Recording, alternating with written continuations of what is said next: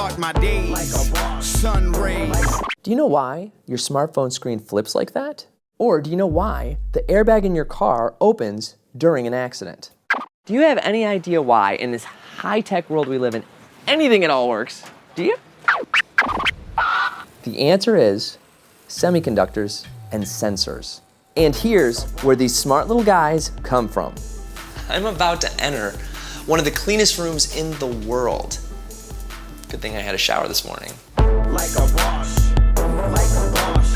24/7 production, fully automated. These robots and machines are building the stuff that makes IoT possible. And how do they do it? Using IoT. One big thing of Industry 4.0 is human-machine interaction. Robot and human teaming up with each other. One's got the brains and the other one's got the looks, or vice versa. Future zone. All for me. IoT. Sensors are small, robust, and energy efficient, and they're getting smaller and smaller. This is what they looked like 5 years ago, and nowadays, you need 50 of them to cover your fingernails.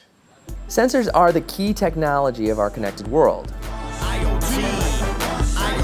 Bosch has already produced more than 10 billion of these little helpers. Best of all about these sensors.